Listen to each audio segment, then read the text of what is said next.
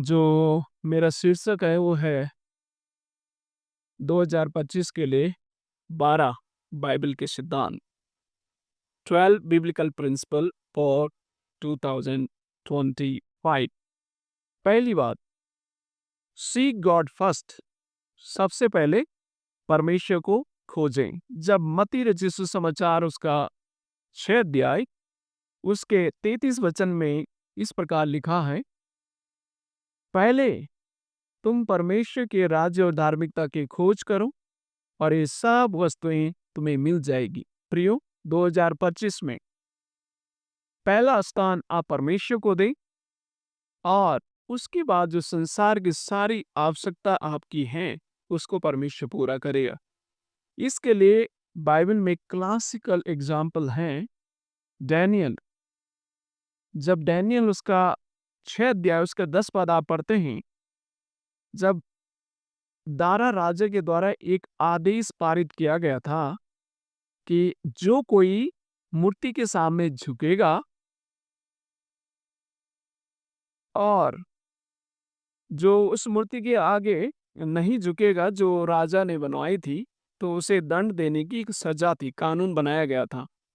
पर डैनियल ने सर्वप्रथम जब आप 6 अध्याय उसका 10 पद पढ़ेंगे तो लिखा है, डैनियल ने जब ये बात सुनी, डैनियल अपने नियम के अनुसार अपने समय के अनुसार दिन में 3 बार प्रार्थना किया करता था। उस समय भी डैनियल चिंतित नहीं हुआ, परेशान नहीं हुआ, परमेश्वर के सामने बैठ करके प्रार्थना किया। तो यानी डैनियल ने भी प्राथमिकता परमेश्वर को दी, अपनी समस्या को नहीं, अपने उन सब बातों को नहीं, लेकिन पहला स्थान उसने परमेश्वर को दिया। इसीलिए डैनियल को परमेश्वर ने शेर की उस गुफा से भी बचाया और उसके मित्रों को भी जलती हुई आग से भी, सद्रक मेशक अबेदनगो को बचाया। तो पहला, परमेश्वर को खोजें। हर मुश्किल में, हर परेशानी में, हर दिक्कत में परमेश्वर को खोजें। दूसरी बात, वॉक बाय फेथ, विश्वास से चलें। दूसरा कुरिन्थियों उसका 5 अध्याय और 7 वचन में लिखा है, हम विश्वास से चलते हैं न कि देखने से। परमेश्वर की योजनाओं पर हमें भरोसा रखने की आवश्यकता है और वही परमेश्वर हमारा जो है मार्गदर्शन करेगा। आपको मुझे विश्वास से चलने की आवश्यकता है। अब्राहम एक उदाहरण है। जब उत्पत्ति उसका 12 अध्याय 1 पद से 4 पद तक आप पढ़ते हैं, परमेश्वर ने अब्राहम को कहा कि अब्राहम, मैं तुझे एक ऐसा देश दूंगा और जब तू वहां जाएगा तो तुझे आशीष मिलेगी। अनदेखा, अन जगह जहां वो कभी गया नहीं था, ऐसी जगह में जाने के लिए परमेश्वर ने उसे कहा।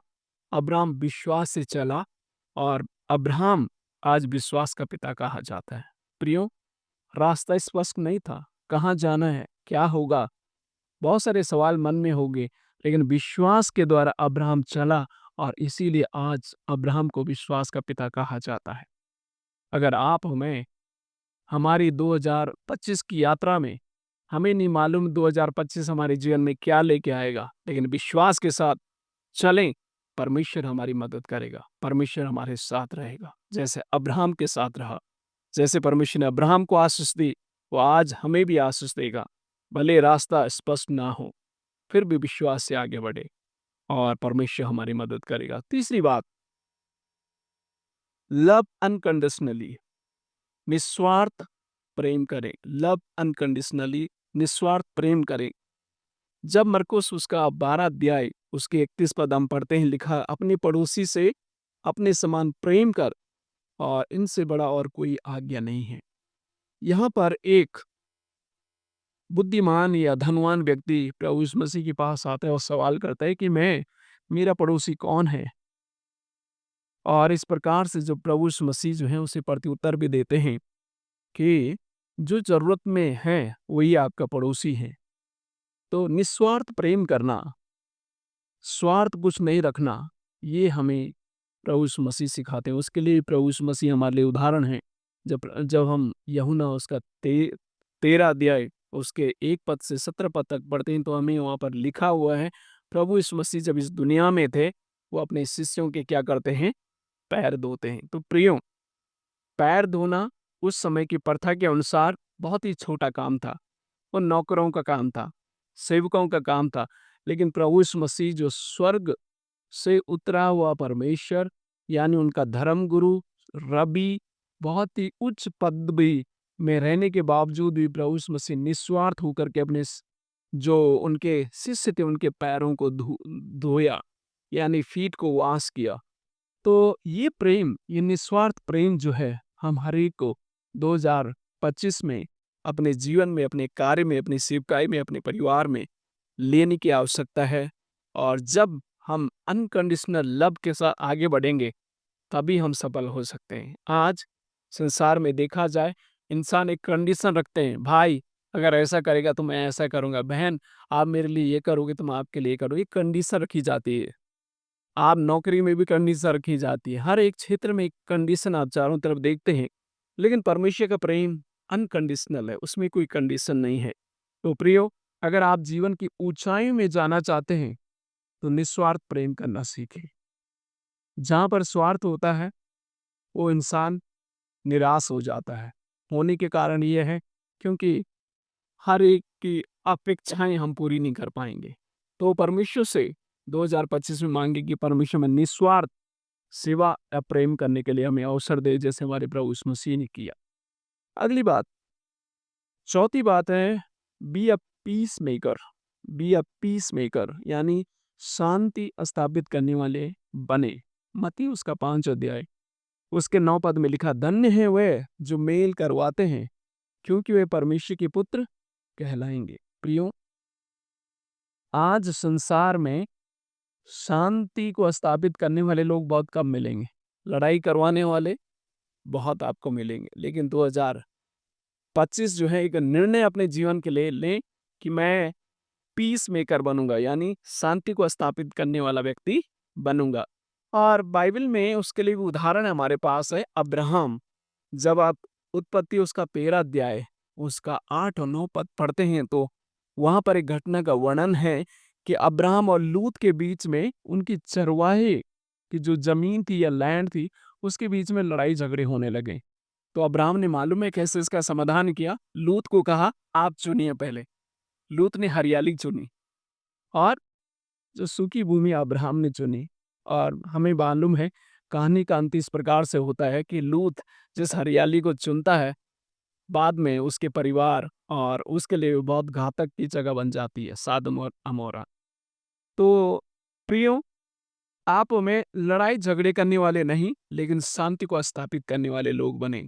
आज समाज में, हमारे अड़ोस पड़ोस में, चारों तरफ आप देखेंगे तो विभिन्न प्रकार से लोग जो हैं लड़ाई का माहौल बनवाते हैं। आज आप पॉलिटिक्स में देखिए तो आपको मिलेगा, सोशल मीडिया में देखें तो आपको मिलेगा। तो इस प्रकार से जो माहौल है, लोग लड़ाई का माहौल बनवाना चाहते हैं। पर आप और मैं कैसे पीस मेकर बनेंगे? 2025 में जीवन में एक ऐसा निर्णय लें कि हम अपने कार्यस्थल पर, अपनी सेवा में, अपने परिवार में, अपने समाज में, जहाँ जहाँ भी हम जाएं, तो हम शांति के दूत बने, ना कि अशांति को फैलाने वाले। तो बी अ पीस मेकर, शांति को स्थापित करने वाले लोग बने।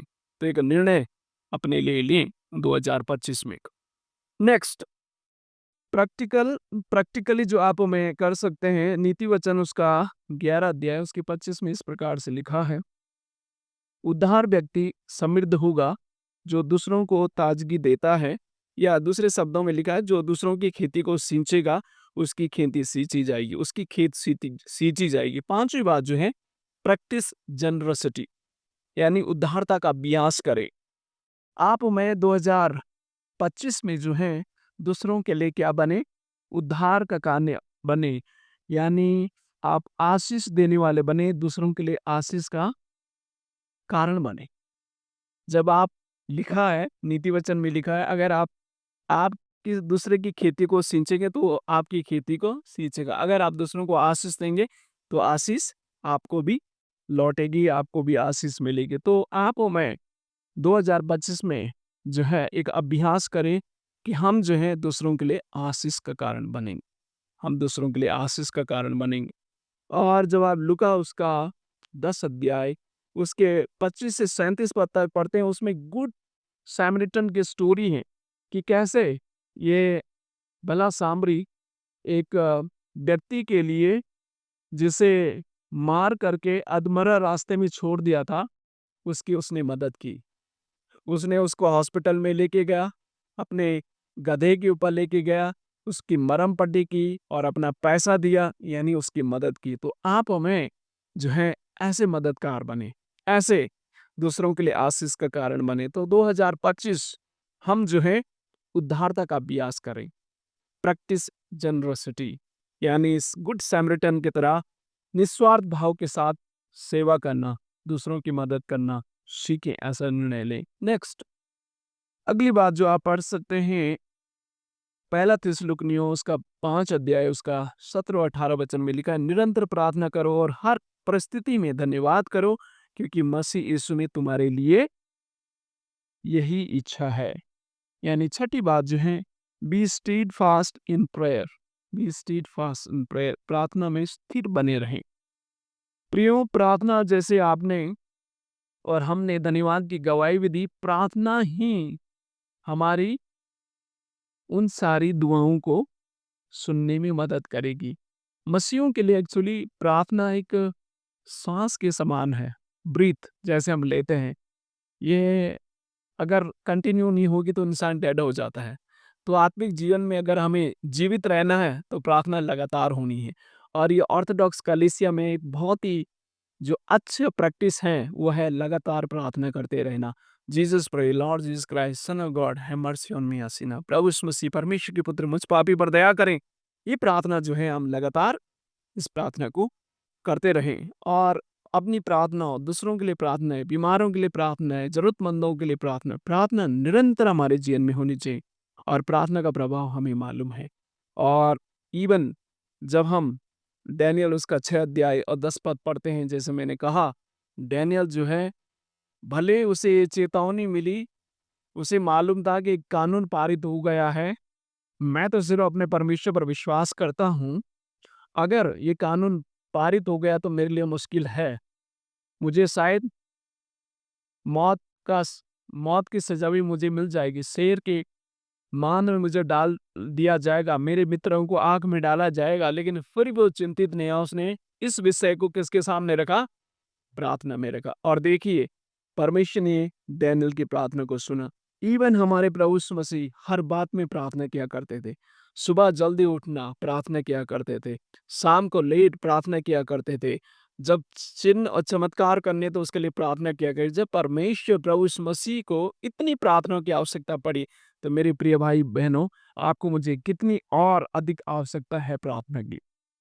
तो 2025 हमारा जीवन, हमारा चर्च की जिम्मेवारी और सेवकाई में प्रार्थना का अधिक हम समय व्यतीत करें।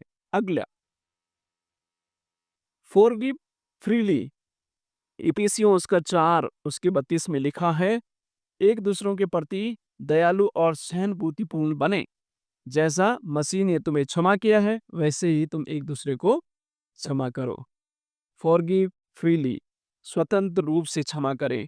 प्रिय, ये क्षमा का स्वभाव जो है बहुत ही आवश्यक है और हमारे लिए प्रभु यीशु मसीह का एक बहुत ही अच्छा उदाहरण है। जब लूका उसका 23 अध्याय उसके 34 पद में पढ़ते हैं, प्रभु यीशु मसीह सलीब के ऊपर हैं और प्रभु यीशु मसीह को जिन लोगों ने मारा, जिन लोगों ने उन्हें कोड़ा मारा, भाला मारा, क्रूस के ऊपर उन्हें चढ़ाया, प्रभु यीशु मसीह कहते हैं, हे पिता, वो नहीं जानते हो क्या कर रहे हो, उन्हें क्षमा करे। प्रियो, ऐसा हृदय हमारा होना बहुत जरूरी है। हमारा क्षमा का हृदय होना बहुत जरूरी, एक दूसरे को प्रति क्षमा होने का हृदय बहुत जरूरी है। कई बार हम दूसरों के प्रति बहुत ईर्ष्या मन में डाल देते हैं। एक्चुअली ये ईर्ष्या हमें ही नुकसान पहुंचाती है, क्योंकि अगर आप अपने जीवन में कड़वाहट रखेंगे, क्षमा नहीं करेंगे, तो एक हमारे रिपोज्ड मेट्रोपोलिटन ने किताब लिखी, कड़वाहट का जंगली पेड़ वो एक शाखा बना लेता है, हमारे लिए बहुत नुकसानदायक होता है। तो प्रियो, हमारे प्रभु यीशु मसीह से सीखें कि एक दूसरे को हमें क्षमा करना है, फ्रीली क्षमा करें, जैसे प्रभु यीशु मसीह ने किया। मन में कोई भी कठोरता ना रखें, कड़वाहट ना रखें और क्षमा करें। और अगर ऐसा करेंगे तो और हम प्रफुल्लित होंगे, आशीषित होंगे। और ये प्रभु यीशु मसीह से हम सीख सकते हैं कि क्रूस में भी, क्रूस के ऊपर भी प्रभु यीशु मसीह ने लोगों को क्षमा किया जिन्होंने इन्हें भाला और कोड़ा मारे थे, उनको भी प्रभु ने क्षमा किया। नेक्स्ट, पहला पत्रस उसका 1:15 में लिखा है, जैसा वह जिसने तुम्हें बुलाया पवित्र है, वैसे ही अपने हर काम में पवित्र बनो। 8वीं बात, लीव इन होलीनेस, पवित्रता में जिए।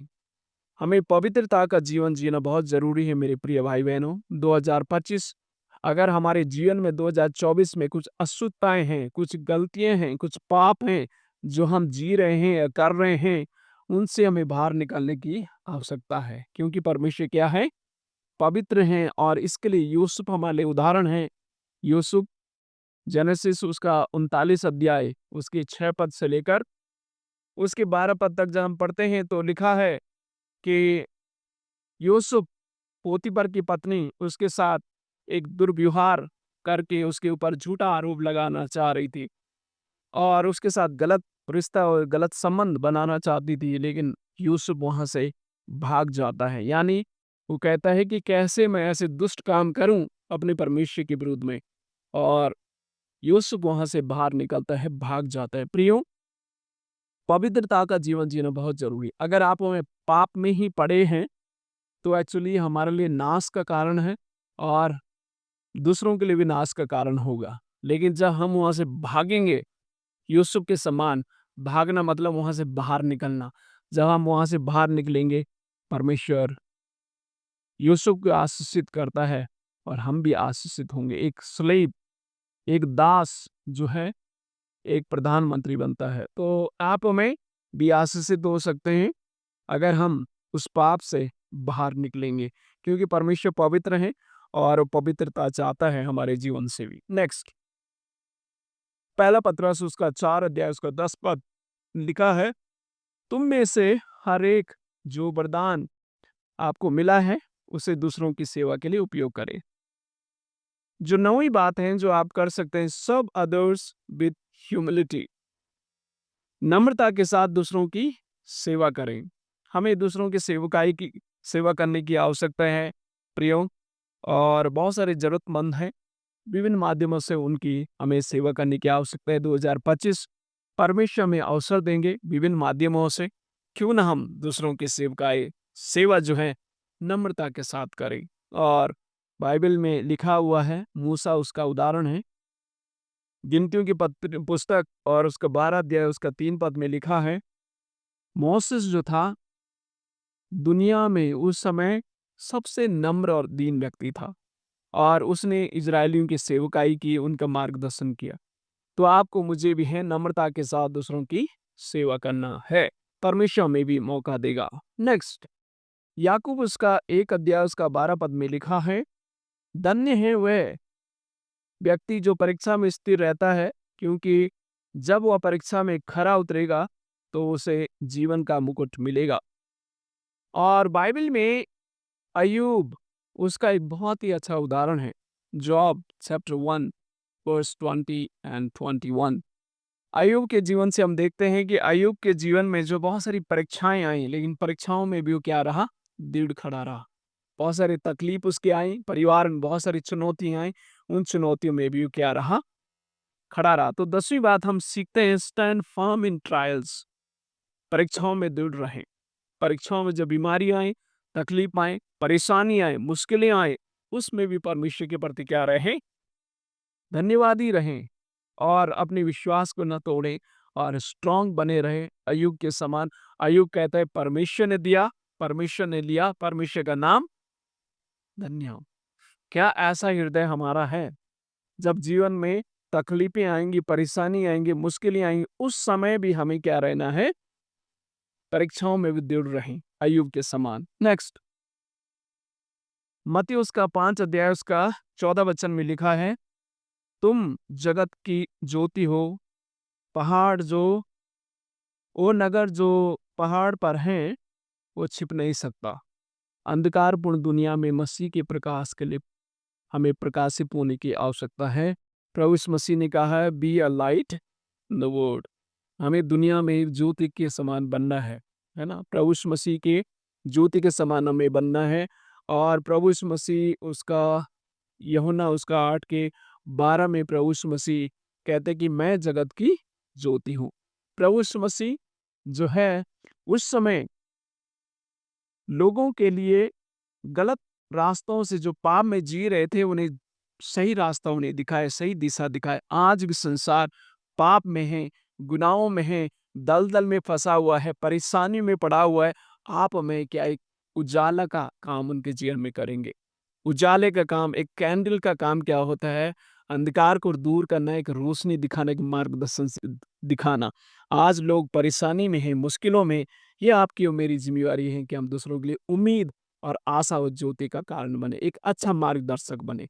तो परमेश्वर से कहें 2025 परमेश्वर हम दूसरों के लिए ज्योति का कारण बने, न कि अंधकार का कारण। अंधकार का कारण है निराशाएँ, हताशाएँ, लोगों को गलत दिशा में लेके जाना और लोगों के जीवन में निराशाएँ, हताशाएँ लेके आना। लेकिन ज्योति का काम है अंधकार को दूर करना, एक उम्मीद, एक नए रास्ता, एक नई दिशा लोगों को दिखाना। तो ऐसा हम लोग दूसरों के लिए बने।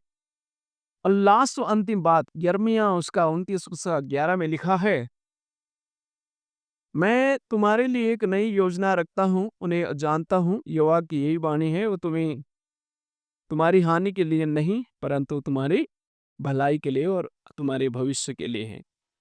तो प्रियो, जो 12वीं बात है, ट्रस्ट गॉड्स प्लान, परमेश्वर की योजनाओं पर भरोसा रखें। और जब हम परमेश्वर की योजनाओं पर भरोसा रखते हैं, परमेश्वर एक-एक वायदा हमारे जीवन में क्या होते हैं? पूरा होते हैं। और यूसुफ के जीवन में हम देखते हैं कि यूसुफ के लिए जो परमेश्वर की योजना थी और उस योजना को, उस दर्शन को, उस ड्रीम को परमेश्वर ने उसका पूरा किया। उसे काफ़ी वर्ष लगे उस ड्रीम को पूरा होने में, लेकिन परमेश्वर ने उसे पूरा किया। आज हमारे जीवन में भी परमेश्वर की भली योजना है, हमारे लिए अच्छा प्लान परमेश्वर का है, उसे परमेश्वर पूरा करेगा। तो परमेश्वर इन 12 जो योजनाएँ परमेश्वर की हमारे लिए हैं, वो हमें परमेश्वर आशीष देंगे। तो इन 12 जो सिद्धांतों को अगर आप अपने जीवन में इस्तेमाल करेंगे, तो 2025 हमारे लिए, हमारे परिवार के लिए, हमारे कार्यस्थल के लिए, हमारी सेवकाई के लिए एक आशीषमय रहेगा। परमेश्वर हमें आशीष दे। God bless you. God happy new year 2025।